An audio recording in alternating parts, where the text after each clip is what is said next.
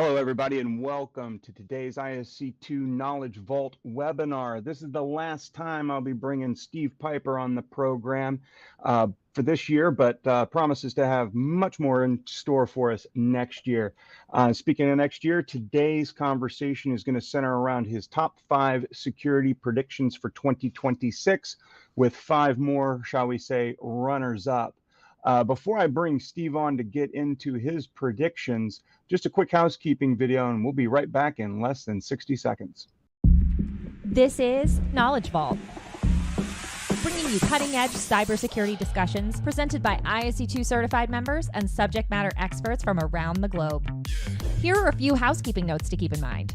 If you have questions during the webinar, let us know in the chat box. Selected questions will be addressed during the question and answer session. CPE credits will be submitted for ISC2 members within 5 to 10 business days. If the presentation is freezing, please refresh your browser. Please rate the webinar. Let us know how we did. We'd love to hear your feedback and improve our webinars. Now, get ready for an ISC2 Knowledge Vault webinar.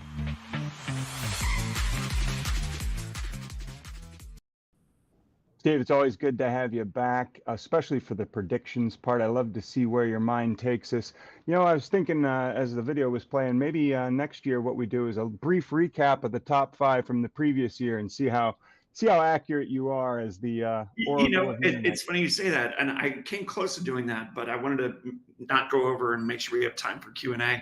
But I did pretty good. Outstanding. Well, I'll get out of the way. I haven't seen these yet either, so it'll be a surprise for me. But let me turn the talking stick over to you, sir. All right, very good. Thanks everybody for joining. I appreciate it. So in the way of the agenda, I want to do a quick recap. And I've done this. Actually, I look back.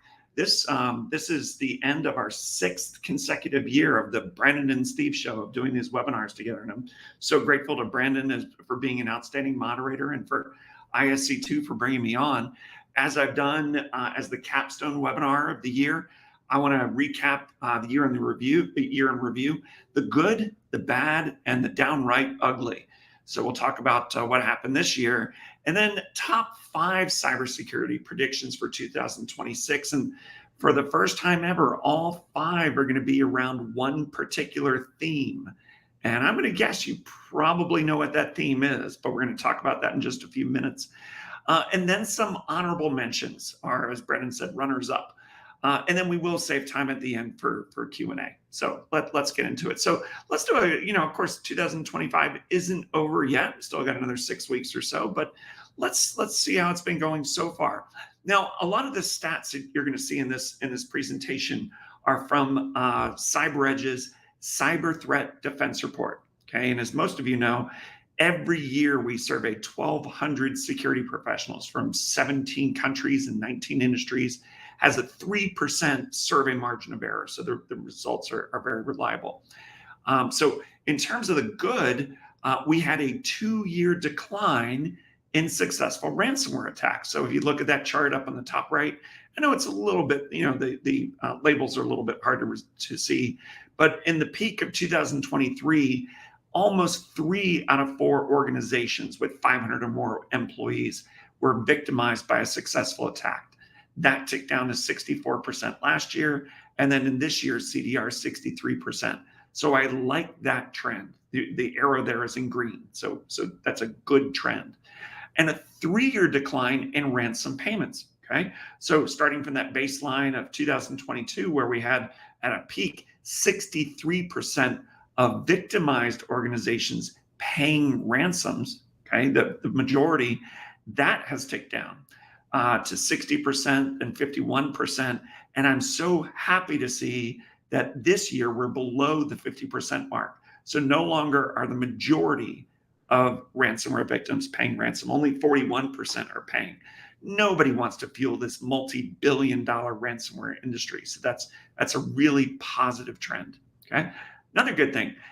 So 80% of organizations had rising IT security operations budgets. The average increase was about 4.3%. The average increase wasn't quite as great as it was last year, but still, security budgets did grow this year across the board. So that's a positive trend. Security vendors are continually integrating AI into their security tools, whether it's machine learning or one of the predictions, and I don't want to steal any thunder here, but relates to agentic AI, which is a massive new theme. You're going to hear more and more about agentic AI. This is all good news for us. And then optimism is rising among IT security pros. Every year we ask, do you believe that a successful attack is more likely than not in the coming year? Okay. So even though 64% believed that an attack was likely, it is down from 76% in 2022. I'm going to touch on this a little bit later, but that is a positive trend. I don't know whether it's better to say we're feeling more optimistic, or maybe a more accurate description is we're feeling a little less pessimistic. Okay, so these are all good things. Now, the bad. So certainly we are seeing a downtick of organizations victimized by successful attacks. It was pretty much flat over year, but still more than 80% of organizations with 500 plus employees were victimized by successful attacks. Now, attacks could be data breaches, ransomware attacks, DDoS attacks. So the term attack is very broad, but these are successful attacks. More than 60% of organizations are victimized by ransomware. Yes, we definitely like the trend. The trend is getting better, but still, that's a lot of organizations that were victimized. And then in the top right here, we see this little chart, percentage of ransom payers that recovered their data. You would think that if you go through the agonizing decision of whether to pay a ransom and you finally pay it in Bitcoin or whatever anonymous currency, you would expect to get all the decryption keys necessary to unlock your data, to recover your data and systems. Unfortunately, that's not always the case. And in this year's CDR, only 54% of ransom payers recovered their data. That means more than 45% did not. In other words, 45% of ransom payers paid the ransom and had egg on their face. Okay, can you imagine? You convince the board, that it's in our best interest to pay the ransom, and you do that, and you still don't get your data back. What a nightmare. Confidence in overall security postures continued to decline. A lot of this stems from concerns about IoT threats and OT threats, but overall, it continues to be a challenge for all organizations. And low security awareness among employees continues to be one of the biggest inhibitors of cybersecurity team success. Okay, that continues to weigh heavily. That and lack of skilled personnel, both of those, and I think this year is a one-way tie as the top inhibitors to IT security team success. These continue to be things that weigh heavily on the minds of security professionals. We're going to talk about that a little bit later, actually towards the end of the presentation before Q&A. Now, the UGLY, you ain't got no alibi. It's ugly. We've had some ugly data breaches. We often hear about China in the context of Chinese nation-state threat actors, which of course, virtually every major country has nation-state threat actors, including the United States. But this is one of those instances where China was actually a victim of a cyber attack. Their Chinese surveillance network that had lots of records for Chinese citizens, more than 4 billion records were compromised. SalesLoft years ago acquired Drift. Sorry for the little typo there. And that was a supply chain attack for a lot of organizations, and 1.5 billion records across the board were compromised. In Iran, they had a bank that was compromised, 42 million records. LVMH brands, including Gucci, 7.4 million records. Qantas Airways, I flew Qantas once to Australia, 5.7 million records compromised. And of course, ransomware continues to plague so many organizations. If you're a NASCAR fan, NASCAR, race car sport in the United States, was victimized by a ransomware attack. I'm born and raised in the state of Maryland, moved to Fort Lauderdale 3 years ago. The Maryland Transit Authority was victimized. Ingram Micro, big tech vendor. Marks and Spencer, a UK retailer. Kettering Health, Frederick Health, Optima Tax Relief. And when Brandon and I did a webinar earlier this year, and at the very end of the webinar, I'm going to encourage you to go to the ISC2 Bright Talk channel to get caught up on webinars that you may have missed during the year. We did a webinar on ransomware, and we discussed in that webinar that there's been multiple instances where there have been human deaths attributed to ransomware attacks. In this case, Synovus, a UK pathology company, was compromised. They could not process blood tests and urine tests, and this adversely affected multiple of their patients.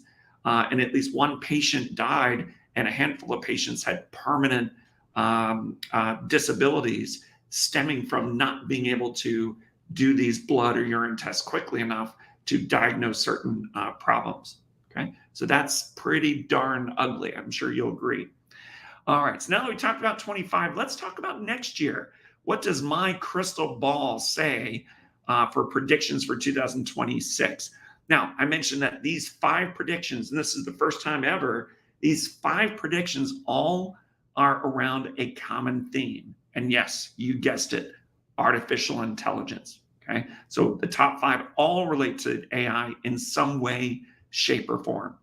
My prediction here is the same prediction number 1 as last year, with a little bit of a twist here. Okay, so in our 2024 cyber threat defense report, we asked a couple questions that were relevant. And we asked, do you believe that AI is more beneficial to security teams or threat actors? Okay, and there was a big chunk that thought it was 50-50 split. No one had the upper hand. But among those who believed that one or the other had the upper hand, about 50% more security professionals believed that it benefited security teams more than threat actors. And I think that's evidenced here by this chart from the Cyber Threat Defense Report. Do you remember earlier when I talked about security professionals being less pessimistic? Okay, well, here you go. Here's that chart. So in the peak of 22, as we're in the midst of the pandemic or wrapping up the pandemic, 76%, 3/4 of security professionals felt a successful attack was more likely than not. That's been ticking down over the last 3 years. And now it's less than 2/3. It's 64%, are feeling less pessimistic. Another question we asked in the 24 CDR was, do you have a preference for purchasing security tools that feature AI capabilities? And there was an overwhelming response, yes, that the vast majority of security pros definitely prefer tools with AI. But we've also seen some positive trends in recent years. Over the last 2 to 3 years, we've seen declining successful cyber attacks, declining successful ransomware attacks, declining overall concern for cyber threats, diminished pessimism for data breaches. So the twist here is we're seeing even more evidence this year that reinforces this prediction from last year. Now, I did underline in the prediction for now. Okay, so I'm a poker player. I'm giving myself an out here. Okay, so yes, it is for now. I don't know if threat actors are ever going to have the upper hand with AI.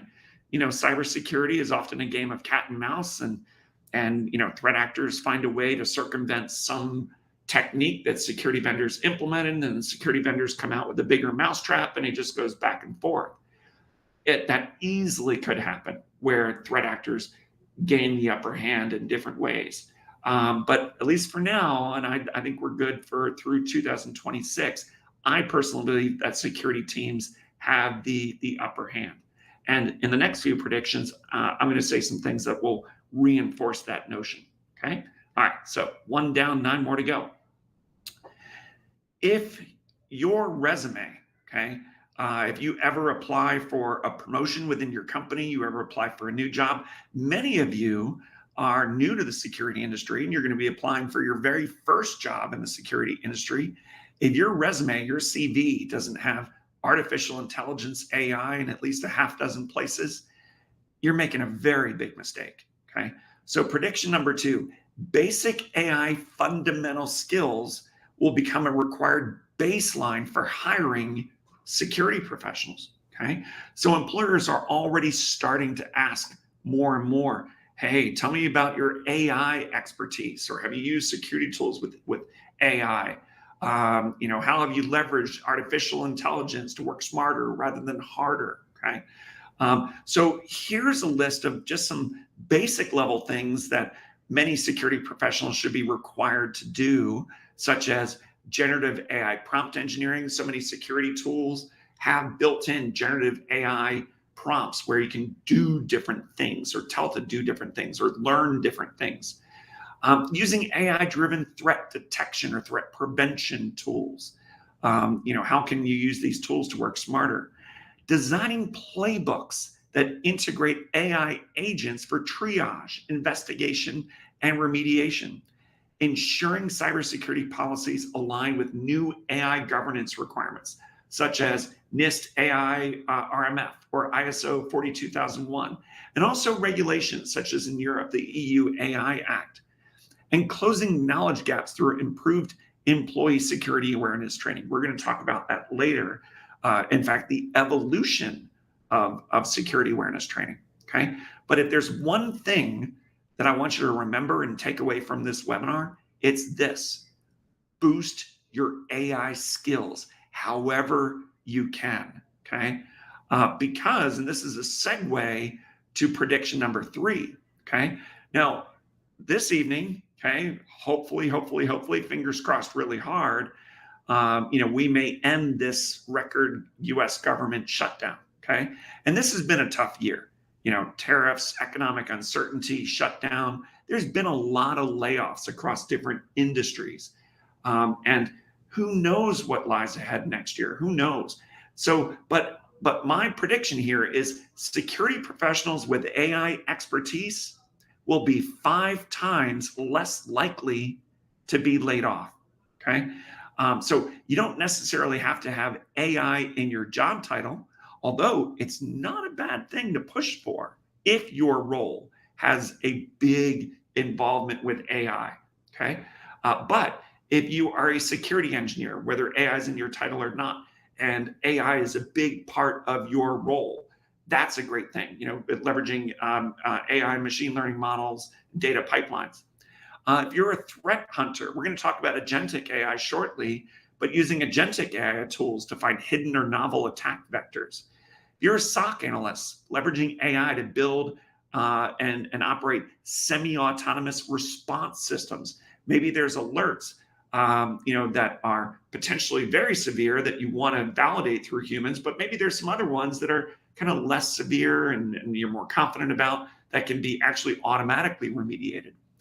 If your organization has red teams, blue teams, and purple teams, and if you're a red team specialist, figure out how you can use AI and how the threat actors are using AI so that you can put on your adversary's hat to simulate AI-based threats in your organization. Incident response, investigate alerts triggered by potential AI misuse, or maybe prompt injections or model compromise, okay? If you have your own proprietary LLMs, that's really, really important to know the risks of having your own proprietary LLMs and know how to protect them. Governance and compliance analysts using AI to adhere to regulatory and ethical standards. So try to, if your role does not directly integrate AI, search for ways that you can to beef up your resume. And if you have that expertise that others don't, you're less likely, I believe, to be laid off. Prediction number 4, increase in high-profile attacks stemming from deepfake photos, audios, and videos.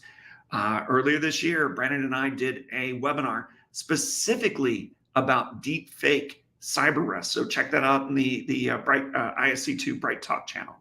There's business fraud. And this was really, really scary, where a finance worker, I want to say she was in Hong Kong or somewhere in Asia. She did a Zoom call or whatever, video call with a few colleagues and also the CFO. And the CFO authorized and let that person know that they were going to need to transfer over $25 million to a few different accounts to give them heads up. And, hey, you're looking at the boss in the eyes. You're a good soldier. You want to do that. Well, it wasn't until later that she and the organization realized that was a live deep fake CFO. Okay, that's scary. North Korean IT operatives stole millions of dollars from companies, U.S. companies, posing as software engineers. So they would create fake LinkedIn profiles, fake resumes or CVs, and fake background information, fake social security numbers or whatever. And they would get onboarded, they would get computers, and then they would steal data. They would get paid. Okay, so they're stealing money, their paychecks, and then steal data. So these were alleged North Korean operatives. Deepfake government fraud. Senator Ben Cardin from Maryland, the UK Prime Minister, mayors in Berlin, Madrid, and Vienna were all recently victimized by deepfake fraud. And then election fraud. And here's images on the right. Fake imagery of Taylor Swift endorsing Donald Trump, or Ryan Reynolds endorsing Kamala Harris, or Joe Biden. There were robocalls in New Hampshire, and where Joe Biden his voice is advising voters to skip the New Hampshire primary. It's not needed. And then, of course, we've seen deep fake porn, celebrities, and also affecting organizations, and workers. Just awful things. And I think we're going to continue to see more of that rather than less of that as time goes on, especially as it gets easier to use for threat actors. And then the final of the most notable predictions for 2025, and then we'll get to some honorable mentions. Agentic AI becomes a game changer for information security teams over the next 3 years.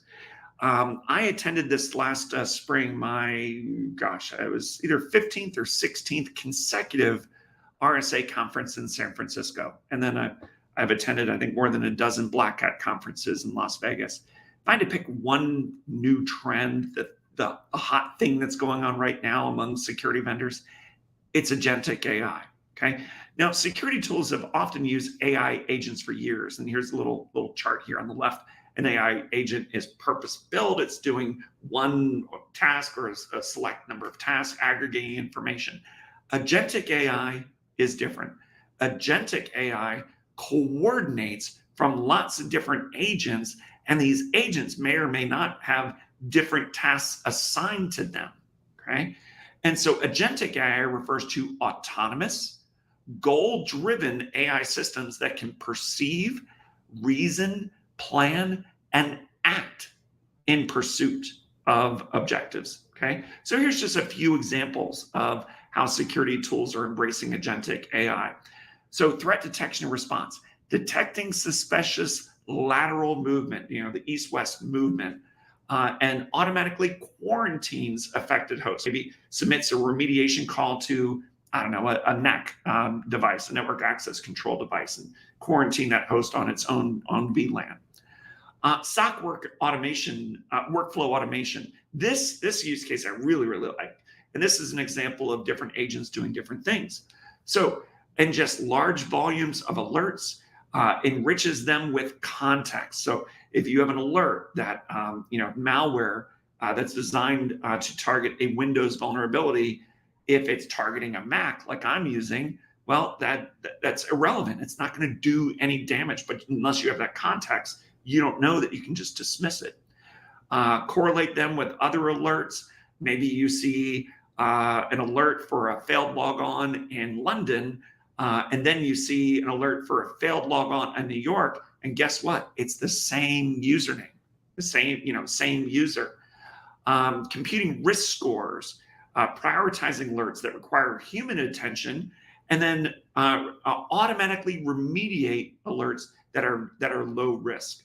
And these are ways that you can work smarter than harder.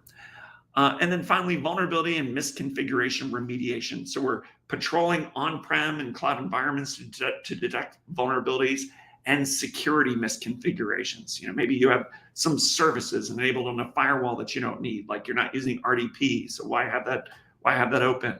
Or maybe password standards haven't been aligned for a particular system, okay? Or of course, vulnerabilities.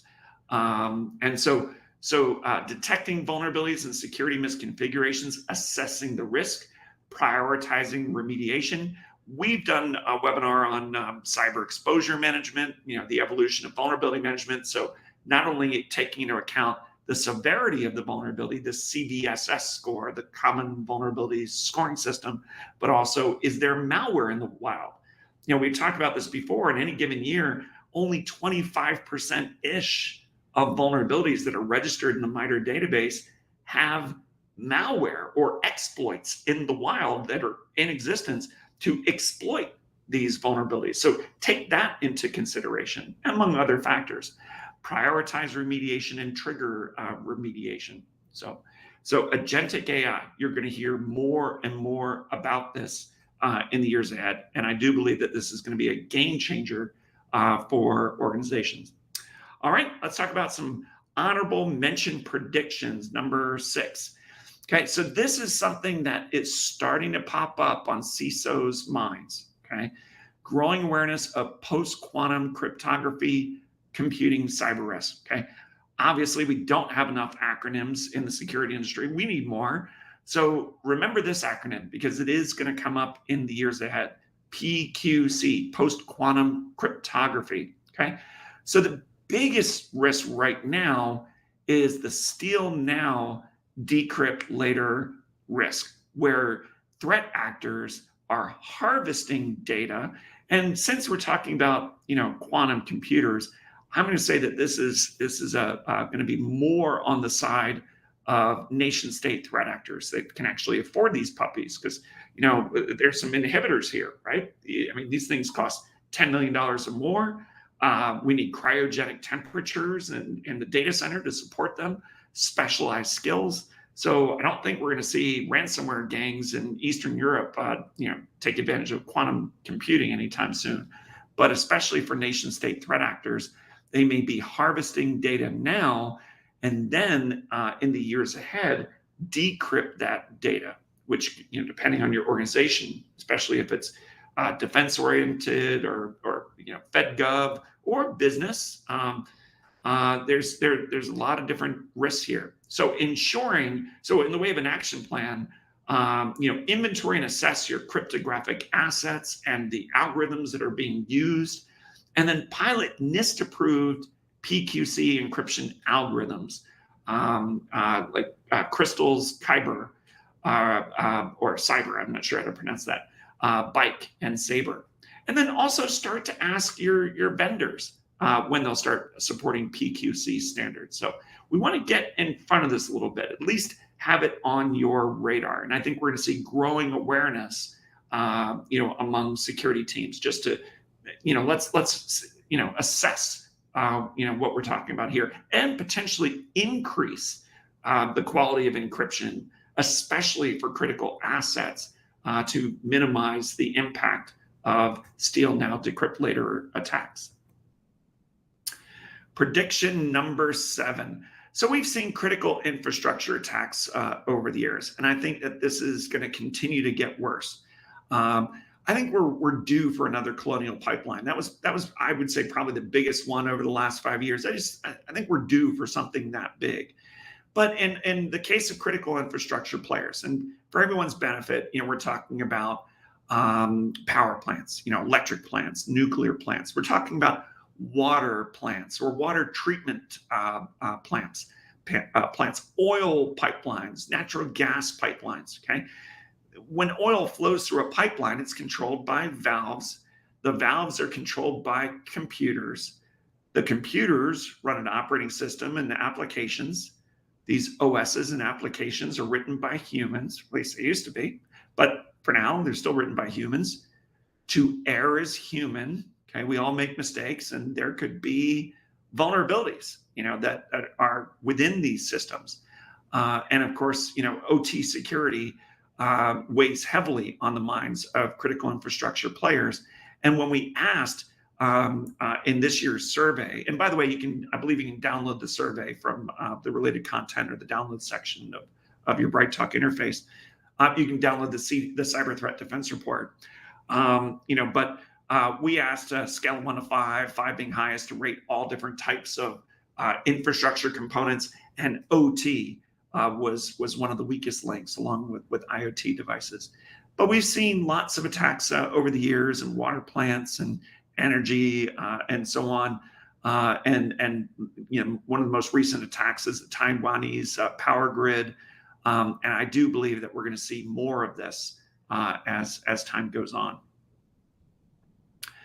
Prediction number 8, more chief information security officers and security leaders will adopt a cyber resilience mindset.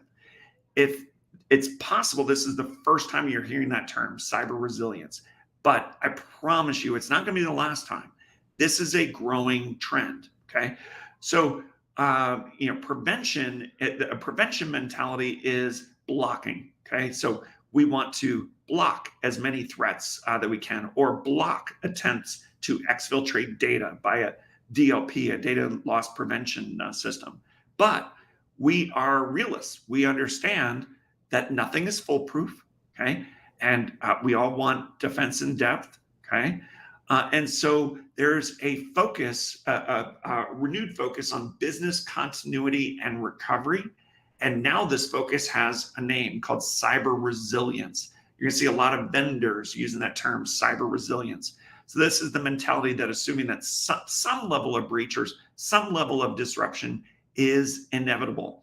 So we want to focus on business continuity and recovery, okay? So the 4 pillars of cyber resilience, number 1 is anticipate. So do threat modeling and risk assessments and penetration testing. Withstand, network segmentation. Brandon and I are huge fans of Zero Trust, and we've done a webinar, on Zero Trust, maybe even a couple at this point. And network segmentation is one of the pillars of Zero Trust, to minimize your exposure. So if a host is compromised, there's only so many places it can go. But network segmentation, redundancy, failover systems, and then recover. Okay, we need DR plans, disaster recovery plans, offline backups, and tested incident response mechanisms. Okay, ransomware, of course, we need to make sure that we have good backups of our systems, and we test those backups. And there actually are vendors out there that can accelerate recovery, from ransomware attacks through proprietary hardware that I learned about at Black Hat. And then finally, adapt. Post-incident response reviews. What did you learn, Dorothy? What did we learn? And then applying what we learned to updating policies and controls. Okay, so prediction number 8 is all about cyber resilience and adopting that mindset and practices. Okay. All right, prediction number 9 here. Enterprises begin to embrace a human risk management strategy. This is another term that for some of you, this is the first time you're hearing this. Again, it won't be the last time. This is a new trend that we're going here. So we know what security awareness training is, and still too many organizations are not providing security awareness training during employee new hire onboarding. Too many organizations aren't doing this on an annual basis. So security awareness training is important. But in terms of our mentality, okay, we're shifting gears from just annual security awareness training with the goal of compliance and awareness to human risk management, where we're certainly training employees, but we're focusing on risk reduction by investing in our human firewalls. So reducing risk and measuring behavioral change. If you just do security awareness training and that's it, you don't know about the other 364 days of the year what your employees are doing and if they're clicking on things that they shouldn't be clicking on. So this is why I'm such a big fan of phishing simulation software, where you can automate this in a lot of different ways, where and I do encourage literally every employee in the company, including cybersecurity professionals who certainly should know better. There's really no harm in including the security personnel, but making sure that every single employee in the company regularly gets simulated phishing attacks, just to make sure they're not clicking on the wrong things. We want to think before you click. And when an employee does, a little pop-up comes up and reminds them, hey, this was a simulated attack. If this were a real attack, might get fired. I mean, of course, it doesn't say that, but it wants to educate users. And then if they do fall for it, instead of waiting, I'm making this up, 3 months for the next time they're hit, maybe it's 3 days later or a week later or something, until it just, until they've proven that they really get it and understand not to click on the wrong things, as an example. So with security awareness training, the approach is one size fits all annual training that everybody has to go through. And still, I do think that's important, but to also include personalized, data-driven, continuous program, like I just described, that adapts to behaviors of employees. And if they're falling for things, then hit them again. With security awareness training, it's an attendance thing. Check, did you attend? Check, did you complete the course? With human risk management, it's behavioral metrics, okay? With the scope of security awareness training, it's education, okay? We're just trying to educate everybody maybe once a year and hope for the best. With human risk management, this is continuous detection and coaching, through online coaching, little videos that may pop up, or potentially human coaching. And then you get analytics and response. Ownership. So security awareness training, there's often a security awareness team within the IT security department that coordinates with HR for these, to do it during onboarding and annual. With human risk management, this is a risk management team. Certainly, and please understand, I'm not saying you don't need to do the annual training. You do. It's important. It's really, really important. But don't just do that, okay? And so with human risk management, it's more of a risk management team that is not only focusing on security awareness training, but also ongoing evaluation of employees. Because, here we go again, I'm talking about it, my favorite question that we ask every year in the Cyber Threat Defense Report is, on a scale of 1 to 5, 5 being highest, rate how each of the following inhibit your organization from adequately defending itself against cyber threats. These two in red are either tied every year or first place, second place. Sometimes they swap, but it's a virtual tie every year. And why? Why aren't we doing anything about it? Okay. So low security awareness among employees, along with lack of skilled personnel, these are the biggest inhibitors. These are things that stand in the way of IT security success. So implementing a human risk management program will help in that regard. And you've heard me say this before if you attended a lot of my webinars. Constantly in life, in your personal life, in your work life, you're balancing urgent versus important. And you got so many urgent things, and your day is full of, whack-a-mole, and you just bam, bam, bam, doing all these things that are very urgent. And then you put off important things. Put a stake in the ground. Make a decision to launch a human risk management program. Put a date on the calendar for so you're gonna have a steering committee. Put a date on the calendar, schedule it, have a committee chair, a champion. So because this is important, it may not be urgent, but it's important.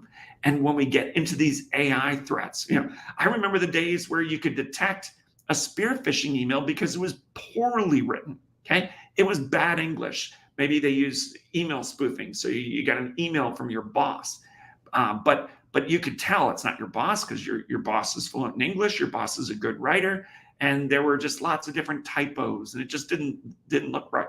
Now it's the opposite. Now with generative AI, the email coming from your boss, which is a fake, email, it may be so well written you can't tell the difference. Or maybe it includes more punctuation than your boss would normally do, and that's how you detect it's fake. But the point is that detecting threats with fueled by generative AI, with well-crafted spear phishing emails, but also with deep fakes. Okay, you may get a deep fake voicemail. Hey, it's Susie. Just want to let you know I'm going to be sending you something to look at. Keep your eyes open. And then you get the email, you open the attachment, or you click on the link because you were expecting the email, and it's fake, fake, fake. So security awareness is more important than ever. So get ahead of it. Start a human risk management program. Okay, have a steering committee. All right, and prediction number 10. Demand remains high for specialized cybersecurity training and certification. Brandon and I did a webinar on tips for recruiting and retaining security personnel. We just saw a moment ago that lack of skilled personnel continues to plague security teams. Okay, so let's fix it.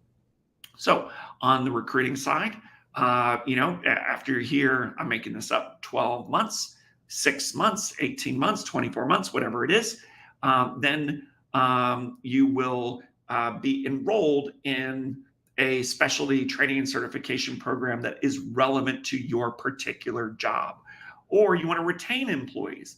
So, hey, on your 2-year anniversary, you can pick any one of these different training and certification programs. And not everything has to be all encompassing. So I'm a CISSP. So my certification is for security leaders and very broad generalists. I had to learn about HALON systems, fire suppression systems and data centers when I went through the program, 16 years ago or whatever it was for me. But there are so many specialty certifications out there that are particularly relevant to specific jobs. So we asked in this year's CDR, based on your organization's current climate, which of the following types of cybersecurity certifications do you believe would be the most beneficial to your career path? Now, we asked this question 3 years ago in our 22 CDR. The number one response at the time was cloud security. Okay, now cloud security is so much more pervasive. It's still a very popular track, but security management is now higher. Security engineering is higher. Entry-level security fundamentals. You know what? Hey, you're in your first job, and you just want to get the basics. Walk before you run. Crawl before you walk before you run.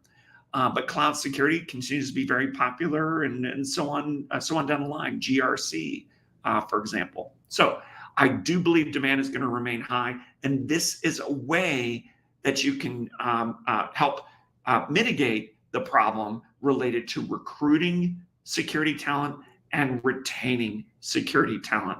Right? And one of the questions that we asked in the last year's CDR, the 24 CDR, we asked, which of the following would help improve your overall job satisfaction in your company's IT security organization? It's not about the Benjamins, okay? It's not about certainly increased compensation is great, but that's not the number one factor here. The number one factor for improving job satisfaction is cybersecurity training and certification, okay? We don't want turnover. We want employees to be happy in what they're doing. We want to support their careers and make sure that they're growing in their careers. Cybersecurity training and certification is a great way to do just that. And of course, I'm a big fan of ISC2. I've been, even since ISC2 became a customer of mine at CyberEdge years ago, I've been a fan for decades. And there are just so many specialty certifications. So if you have an employee where their focus is cloud security, you know what? Get the funding. Help them grow by becoming a CCSP, or maybe it's GRC or security engineering or whatever it is. There are certifications that you can investigate. So go to isc2.org/certifications to learn more. Okay. Now, before we open it up to Q&A, just a couple other things I wanted to mention.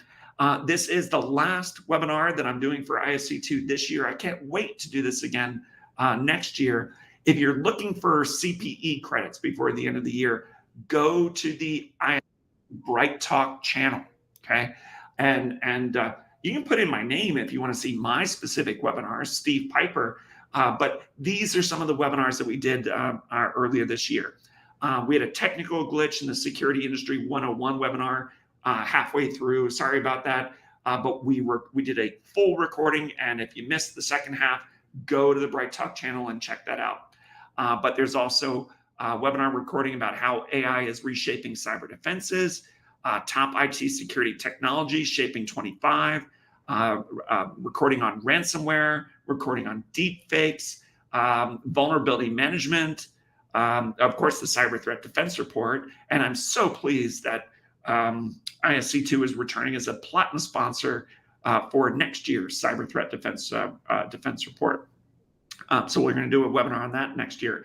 And then bridging the gap, strategies to overcome the cybersecurity skills shortage. So check out these webinars and more in the Bright Talk channel. And before I turn it over to Brandon to open it up for Q&A, my day job is the CEO of CyberEdge Group, which is a cybersecurity research and marketing firm serving security vendors and service providers like ISC2. But I'm also the editor-in-chief of Security Buzz, a fantastic cybersecurity news website. I got a great managing editor for journalists. We're coming out with articles all the time. We have a weekly newsletter. So please go to securitybuzz.com and you can register for our weekly newsletter called The Buzz. You're going to find great cybersecurity news, industry news about acquisitions and mergers and big announcements, expert insights, some live webinars, some webinar recordings, other useful resources. We are giving away $100 US dollar gift certificate. If you're based in the US or Canada, it's going to be an Amazon certificate. If you are based outside the US and Canada, like this month's winner, then you will get a Tango card, where that Tango card can be converted into your own currency, your country's currency, and you can use that to exchange it for gift certificates that are available in your specific country. So we're going to be announcing the winner. We're going to contact the winner by email by this Friday, November 14th. So please register today or tomorrow. But I want to congratulate the winner from last month's webinar, where we promoted this contest, I guess you can call it. So Michael from the United Kingdom is the winner of a Tango card with the equivalent of $100 US. So congratulations to Michael. So great. And then please scan this QR code, reach out to me on LinkedIn. I love hearing from you guys. I get so much positive feedback about the webinars, and thank you. But also, if there's a question that maybe we didn't get to in the webinar, we're going to have 12 minutes today, but feel free to post questions through LinkedIn as well. So with that, Brandon, I'm going to turn it over to you. Outstanding. I'm going to take a couple of these things kind of backwards to front here. Lots of questions, obviously, on the topic of AI. And by the way, this could be a record. I didn't mention this. We didn't mention this up front. More than almost 13,000 people registered for this webinar. So we probably have, I don't know, several thousand of you. So thank you for attending.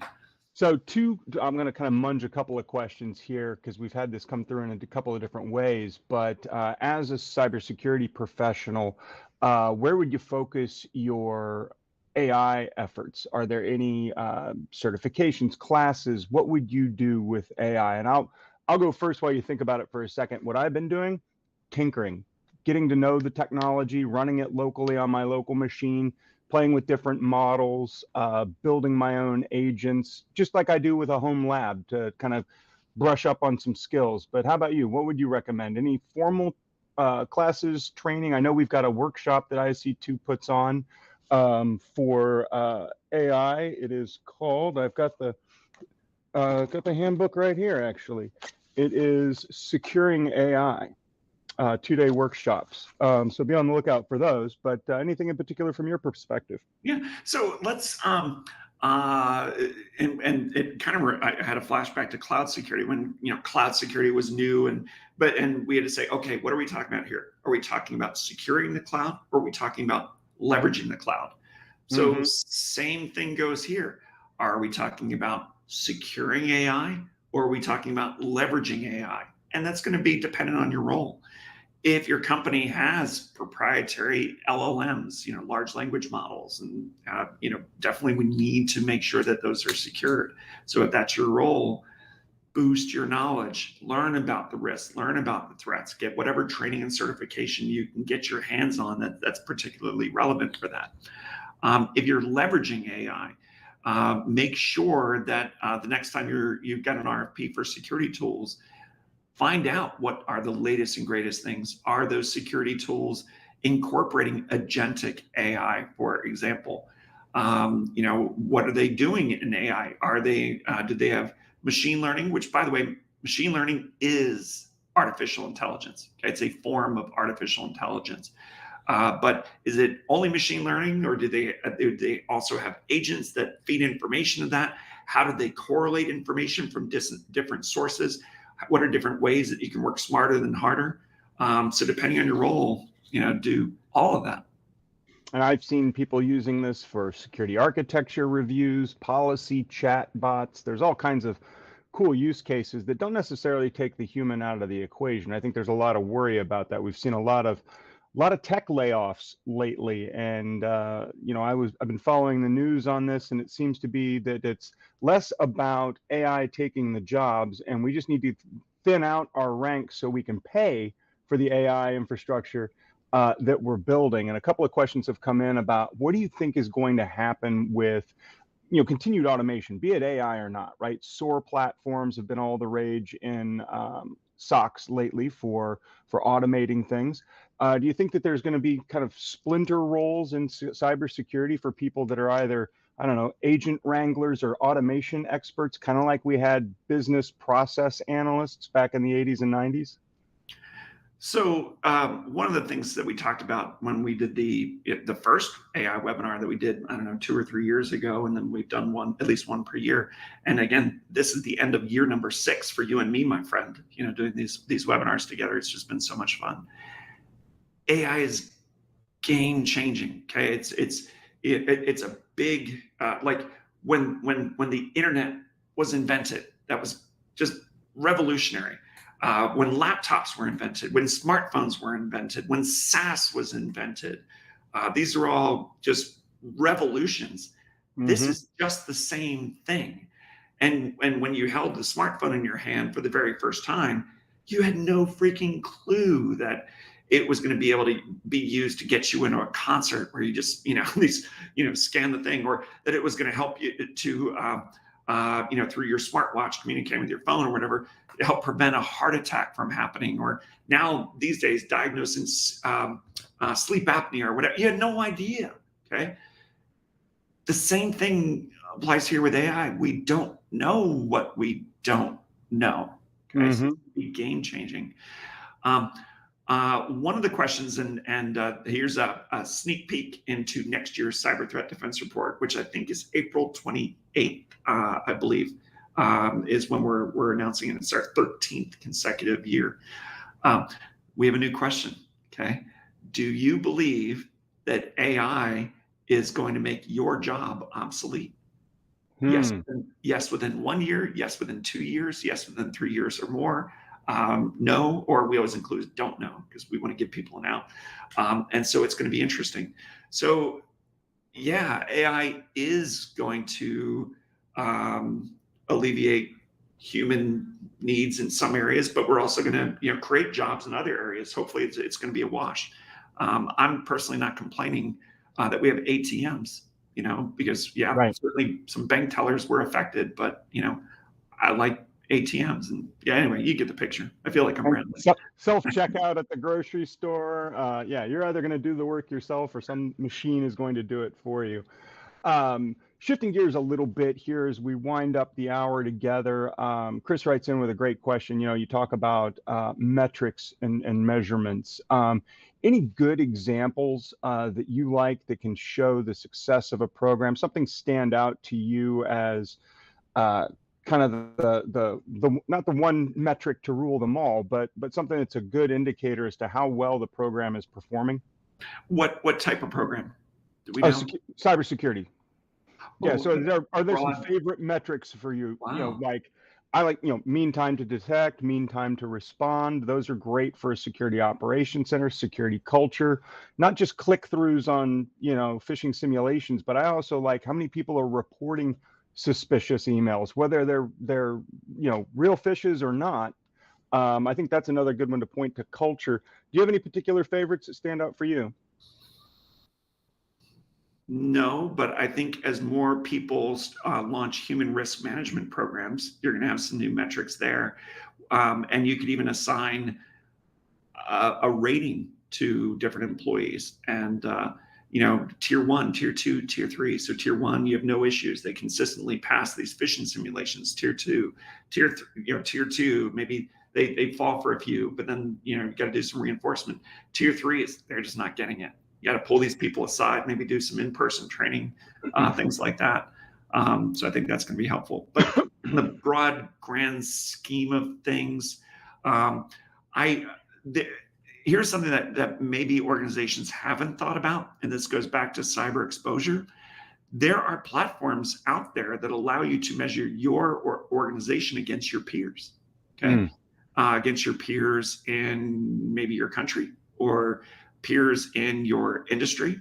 And you can benchmark how you're doing against your peers related to cyber risks and vulnerabilities and patching and whatever. So I think that's pretty cool. Well, we've got time for one more question here, and I like this one in particular. Angela says, I have a growing interest in cybersecurity insurance. Do you have any predictions or thoughts around that space? And I will say the thing that I have seen is the level of detail that an insurer or underwriter asks about your organization has gone from like a 2-page questionnaire to I saw one that was over 100 a few months ago. So they're getting more, the scrutiny is ramping up on your program. But any predictions there? So I do see and feel that as a trend. More organizations are taking third-party risk management seriously. More organizations are evolving from simple spreadsheets and a couple page Word docs into different things. CyberEdge, we're a marketing firm, okay? Marketing and research. We do a lot of research reports, but we also host webinars and we generate leads for security vendors. And this is not a plug for CyberEdge, but the reason why I bring this up is we're generally not accessing confidential, top secret information from our clients. Like doing these webinars for ISC2, there's nothing I need to know, but still, we're still asked. And I have seen, CyberEdge is now 13 years old. the time it takes to take these onboarding assessments. Oh, God, yeah. And a month ago was the first time in 13 years that we've ever been asked if we have cyber insurance as a marketing firm, which I thought that was interesting. But yes, I do feel that more organizations are taking third-party risk management more seriously, using better tools to assess third-party risk. And bravo. Yeah, well, great words to take us out on, Steve. It's great to see you again for our final hurrah for the year. I'll catch up with you in the new year and let you get back to work on those that risk report for April. It's been a great year and many to come, I hope. So take care. And to you out there in the audience, don't forget to check out the attachments and links file area. We have a copy of his deck along with some other great goodies for you. So definitely avail yourself of that. Be well, everybody. I look forward to continuing our conversation soon all.